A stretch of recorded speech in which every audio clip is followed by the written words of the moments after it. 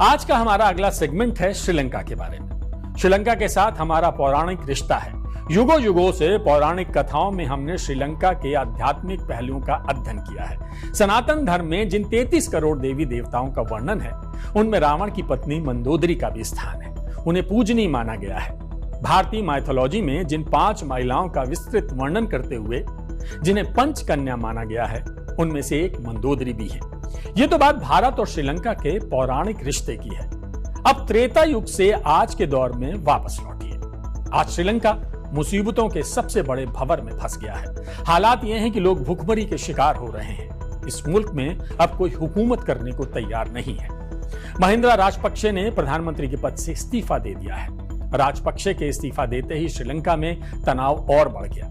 खबर है कि सत्ता पक्ष के एक सांसद अमर कीर्ति अथुकोराला ने एक प्रदर्शनकारी युवक की गोली मारकर हत्या कर दी और फिर खुद को भी गोली मार ली। हिंसा में अब तक 200 से ज्यादा लोगों के घायल होने की खबर आ रही है। 5 लोगों की जान जा चुकी है। जबरदस्त हिंसा के बाद राजधानी कोलंबो में सेना को तैनात कर दिया गया है। बावजूद इसके हालात बेकाबू हैं।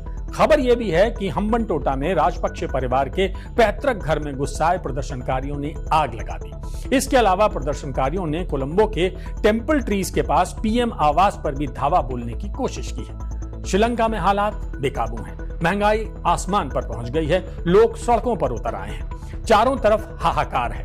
अब आप सोच रहे होंगे कि बचपन से जिन दंत कथाओं में हमने श्रीलंका को सोने की लंका पढ़ा है, वो कंगाल कैसे हो गई। हम आपको आज श्रीलंका के बर्बाद होने की कहानी को सिलसिलेवार ढंग से बताएंगे और समझाएंगे कि कैसे एक खुशहाल मुल्क कर्ज के चंगुल और महामारी की भेंट चढ़ गया है।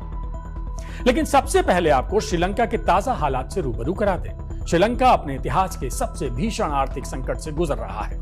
देश में इमरजेंसी लागू है, लेकिन इस इमरजेंसी के बीच जब प्रधानमंत्री महिंद्रा राजपक्षे ने अपना इस्तीफा दिया तो एक बड़ा राजनीतिक संकट खड़ा हो गया। राजपक्षे ने अपना इस्तीफा राष्ट्रपति गोटाबाया राजपक्षे को सौंपा। प्रधानमंत्री राजपक्षे ने इस्तीफा देने के बाद श्रीलंका के लोगों से संयम बरतने की अपील की। महिंद्रा राजपक्षे ने ट्वीट किया कि जब भावनाएं उच्च स्तर पर चल रही हैं, हमें यह याद रखना चाहिए कि हिंसा केवल हिंसा को जन्म देगी। महिंद्रा राजपक्षे ने कहा कि हम जिस आर्थिक संकट में हैं, उस एक आर्थिक समाधान की जरूरत है।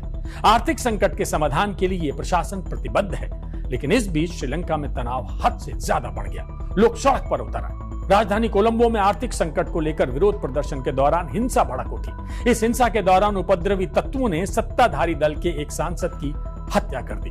राजपक्षे की सरकार में स्वास्थ्य मंत्री रहे प्रोफेसर चन्ना जयसुमना ने भी प्रधानमंत्री के इस्तीफे के बाद अपना इस्तीफा राष्ट्रपति को सौंप दिया है। आपको बता दें कि इससे पहले आर्थिक संकट को लेकर विरोध प्रदर्शन कर रहे विरोधियों और महिंद्रा राजपक्षे के समर्थकों के बीच सोमवार को भी हिंसक झड़प हुई थी। उस झड़प में महिंद्रा राजपक्षे के समर्थकों के हमले में 16 लोग घायल हो गए।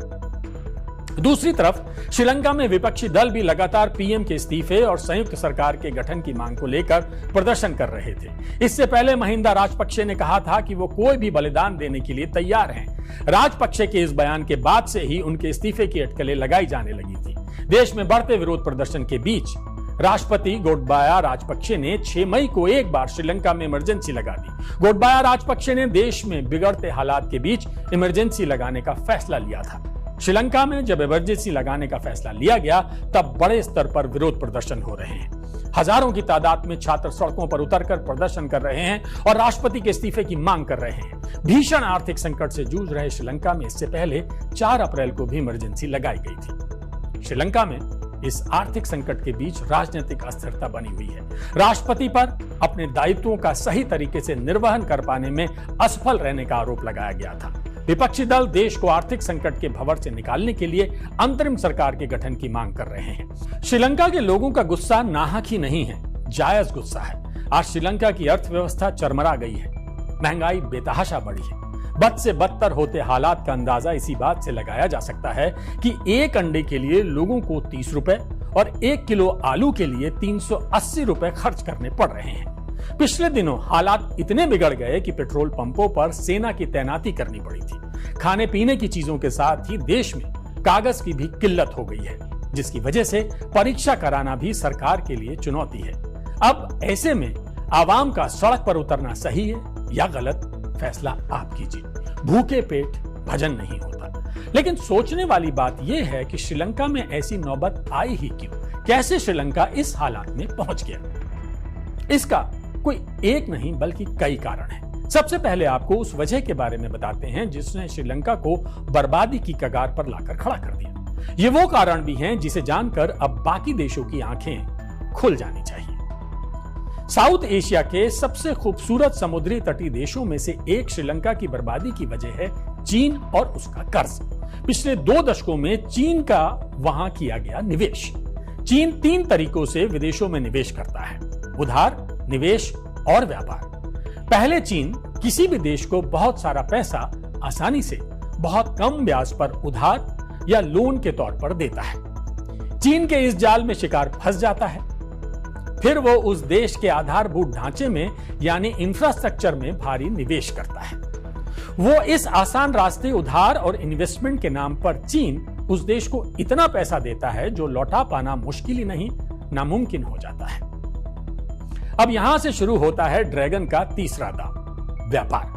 बिजनेस के नाम पर उस देश की अर्थव्यवस्था पर कब्जा करने और संपत्तियां निगलने का खतरनाक खेल। ड्रैगन की इस जकड़ से छूट पाना फिर आसान नहीं होता। चीन ने श्रीलंका में भी यही किया।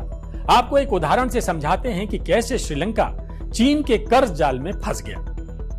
कुछ साल पहले श्रीलंका ने चीनी निवेश की मदद से हम्बनटोटा में एक बड़ी बंदरगाह परियोजना की शुरुआत की, लेकिन चीन के कर्ज और कॉन्ट्रैक्टर कंपनियों की मदद से शुरू की गई अरबों डॉलर की यह परियोजना विवाद में फंस गई। परियोजना पूरी नहीं हो पा रही थी और श्रीलंका चीन के कर्ज तले दबा हुआ था। इसके बाद साल 2017 में चीन ने श्रीलंका के साथ एक समझौता किया। इस समझौते के मुताबिक चीन की सरकारी कंपनियों को 99 साल की लीज पर इस बंदरगाह की 70% की हिस्सेदारी दे दी गई। तब जाकर चीन ने इसमें दोबारा निवेश शुरू किया। बस यही है चीन का कर्ज जाल। एक रिपोर्ट के मुताबिक श्रीलंका को अगले 12 महीनों में 7.3 अरब डॉलर यानी लगभग 54,000 करोड़ रुपए का घरेलू और विदेशी कर्ज चुकाना है। इसमें 5 अरब डॉलर का कर्ज अकेले चीन का है। इसके अलावा इसमें भारत और जापान का भी कर्ज है। चीन के अलावा और क्या क्या कारण है? चीन के अलावा इन हालातों के लिए श्रीलंकाई सरकार भी जिम्मेदार है। साल 2019 में जब राजपक्षे सरकार सत्ता में आई, तब भी श्रीलंका की आर्थिक स्थिति कुछ डामाडोल लग रही थी।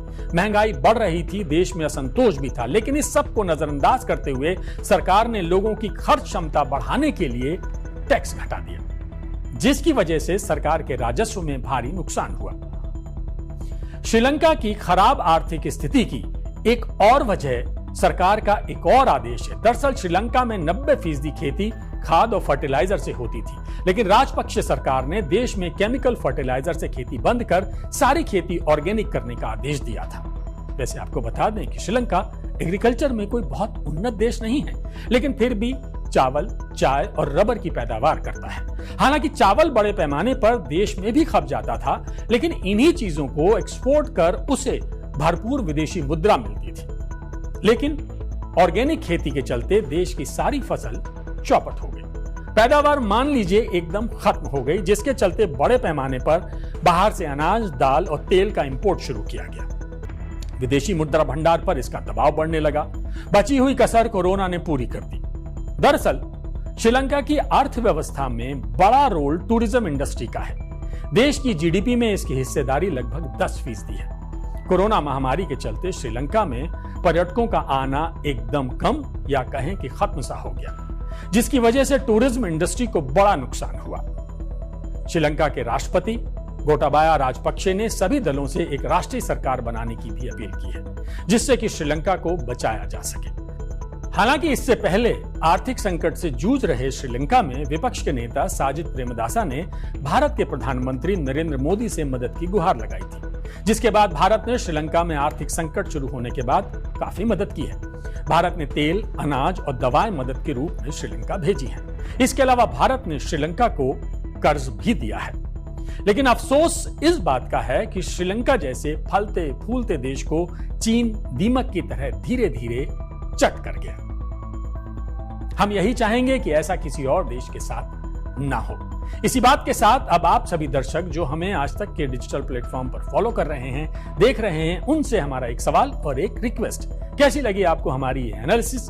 आपका इस मामले पर क्या विचार है और हमारे आरएनए के बारे में आपकी क्या प्रतिक्रिया है? कमेंट करके आरएनए के इस एपिसोड के बारे में अपना रिएक्शन जरूर दें और सब्सक्राइब करें हमारा चैनल आज तक।